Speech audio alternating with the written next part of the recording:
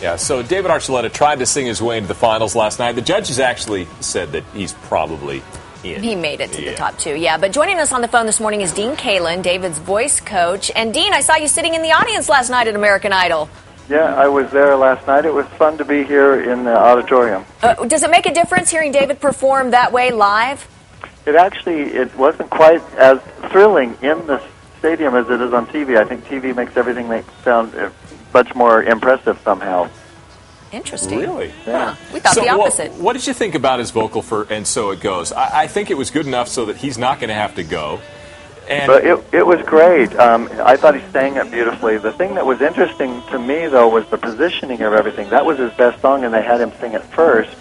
And, of course, David Cook's best song was last. And some interesting things that happened, too, is I was expecting David to sing longer with more of an up-tempo beat. That's how he practiced it. And just the day before, the producer said, no, you got to sing it this other way. So there's some weird positioning things happening there.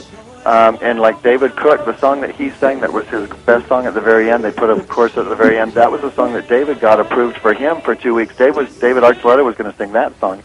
And then like last week, they took it away from David Archuleta, gave it to David Cook. And so it was kind of weird because obviously that was the best song of the night.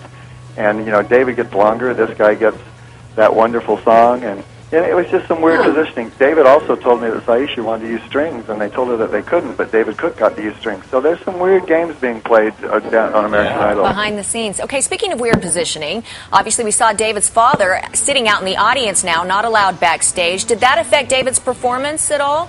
It didn't affect his performance. He was still in touch with them, and I spent most of the day with Jeff, and he's doing fine. He'd like to be involved. But, the thing that was weird is, like I said, Jeff wasn't allowed back in the rehearsal area, and then the producer came to David and said, we're going to change your arrangement. You're not going to do it that kind of up-tempo way you want to do it. We want you to do it this way. So, I think that's maybe the biggest problem is that Jeff would have stood up for David and said, hey, no, you can't make those changes. But yet David, being kind of a nice, easygoing kid, kind of rolls with the punches a little bit better. So I still think David sang beautifully. I mean, whatever he sings beautifully. It just didn't have... If he could have put And So It Goes last and done longer first with the more up-tempo beat, I think it would have been a different night as far as how the excitement and energy went. Yeah, but I think he's definitely moving on. Dean Kalin, we're out of time already. We got to go. But, hey, thanks for taking the time for us from LA. They're holding the plane doors for me, so I got to jump on a plane. I'll be back. All right, we'll see you back here. Thanks.